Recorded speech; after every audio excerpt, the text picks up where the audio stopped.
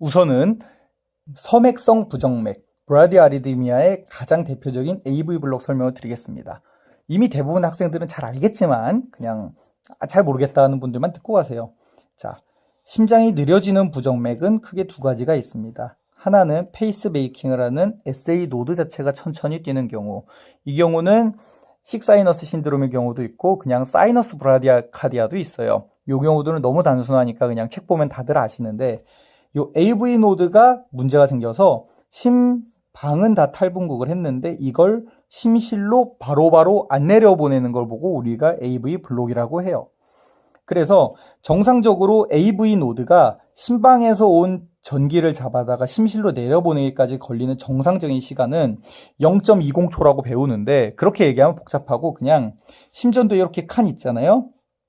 이렇게 5칸씩 나눠놓은 칸이 있을 텐데, 피파 다음에 QRS 나타나기 사이에 큰 네모 한 칸이 들어가면은 AV 사이가 너무 먼 겁니다. 이걸 AV 블록이라고 해요. 제가 말씀드렸듯이 피파가 에이트리움 탈분국한 거고 QRS가 벤트리클 탈분국하는 건데, 그 사이가 이제 AV 노드가 붙잡고 있는 시간이잖아요. 요 사이에 큰 네모 한 칸 들어가면은 AV 블럭입니다. 일단 도수 무관하게 어디라도 P랑 QRS 사이에 큰 네모 한 칸이 들어있으면 그건 AV 블럭이에요. 그런데 P랑 QRS 사이 간격만 멀어져 있고 끝나면은 1도 방실 차단입니다. 이 경우는 대신 P파 뒤에 QRS파가 반드시 나와요. 2도 이상의 AV 블럭은 특징이 뭐냐면은 P파만 나오고 QRS가 안 나오는 경우가 생기기 시작한다는 겁니다. 그러면은 모비츠 타입 1 같은 경우는 어때요? P랑 QRS의 간격이 처음엔 요랬다가 이 T까지 그리고 나면 P, 요 QRS 간격이 어때요? 좀 멀어지고, 그 다음에 또 P랑 QRS 간격이 더 멀어지다가 결국에 P파만 나오고 QRS가 아예 안 나오는 시간이 오고, 그 다음에 P파 다음에 다시 QRS 간격이 다시 좁아지는 경우죠. PQRS 간격이 점점 멀어지다가 갑자기 툭 사라졌다가 다시 원상복귀하는 경우. 그 다음에 모비츠 타입 2 같은 경우는 어떠냐면은 간격이 계속 일정하게 멀다가 갑자기 P파 위에 QRS 안 나오고 다시 또 P 나오고 QRS 다시 긴 간격으로 나오고, 이렇게 나오는 게 차이점입니다.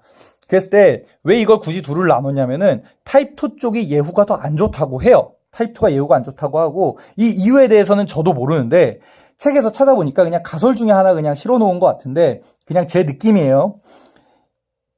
이 모비츠 타입 1 같은 경우는 P 다음에 QRS 간격이 길어지지 않습니까? 이게 길어지는 주요 원인이 그쪽 부위의 허혈 때문이라고 해요.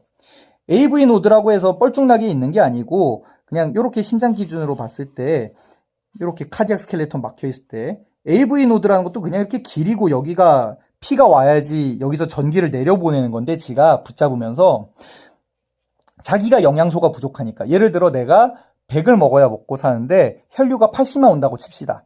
처음에는 20만 손해보고 전기를 내려보냈어요. 어떻게든. 근데 그 다음에 보니까 어때요? 40이 부족해지죠. 그러니까 일 속도가 더 느려졌어.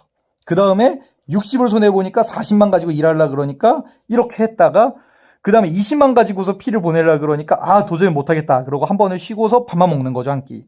그러고 나서는 다시 으쌰으쌰 힘내서 일을 하고. 이런 식으로 생각하면 될 것 같아요. 반면 모비스 타입 2 같은 경우는 비슷한 간격으로 일하고 비슷한 간격으로 일하다가 갑자기 힘들다고 들어눕는 거죠. 그러면은 아주 비과학적이고 비의학적인 얘기긴 하지만 우리가 주위에서 봤을 때 조금씩 힘들어하는 게 보이다가 안 되겠다 하고 쉬는 사람이랑, 말도 안 하고 열심히 하다 갑자기 퍽 쉬는 사람이랑, 어떤 사람이 더 상태가 안 좋아요? 나중에 아파지기가 더 좋아요? 이렇게 참고 하다가 갑작스럽게 쓰러지는 사람이 더 위험하다는 거죠. 우리 몸이 나름대로 이거는 아직 반응도 하고 적응도 하고 맞춰서 살려고 그러는데, 얘는 맞춰서도 못 사는 것 같아요. 전혀 과학적이진 않지만 모비츠 타입 1이랑 2 중에서 좌우간 이 조짐없이 갑자기 사라지는 모비츠 타입 2가 더 예후에 안 좋다라는 겁니다.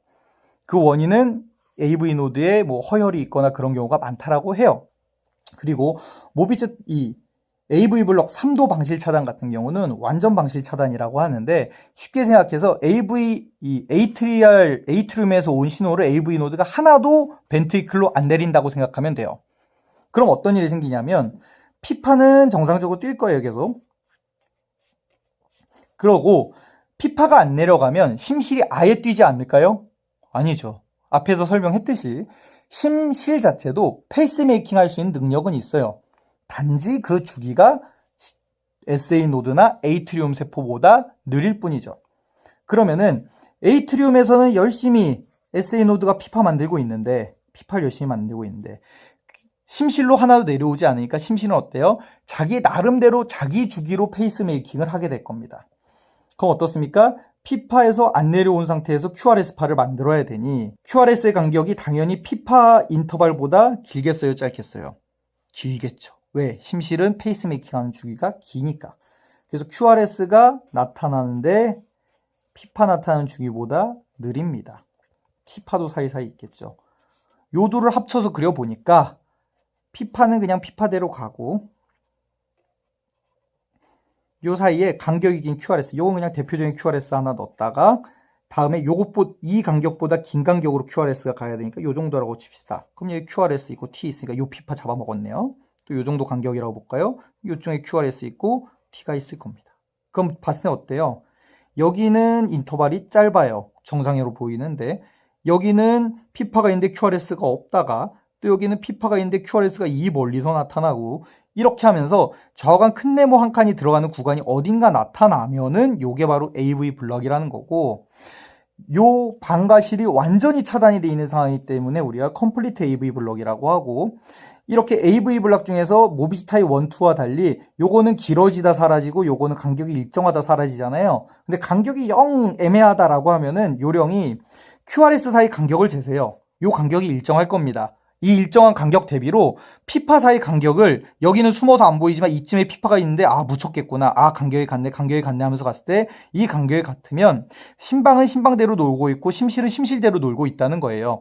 이걸 통해서 우리가 컴플리트 AV 블럭인지를 알 수가 있습니다. 그렇기 때문에 심방과 심실이 완전히 차단이 된 거고 심실 자체는 자체로 페이스메이킹을 하고 있기 때문에 그 전위가 보이는 거죠. 그랬을 때 브라디 아리드미아 같은 경우는 그 앞에서 말씀드린 SA 어쩌고 저쩌고나 AV 블럭이나 다 치료법은 딱 하나만 기억하시면 돼요. 브라디 아리드미아의 치료는 에이심토마틱하다, 증상이 없다, 경과 관찰이고요. 증상이 생겼다, 그럼 무조건 페이스메이커입니다. 지금 페이스메이킹이 느려서 생기는 거기 때문에 페이스메이킹이 정상으로 되는 페이스메이커 하나만 덜어주면 문제는 해결이 됩니다. 그래서 브라디 아리드미아는 진단도 비교적 쉽고 치료도 쉬워요. 증상 없으면 경과 관찰, 증상 있으면 페이스메이커. 끝!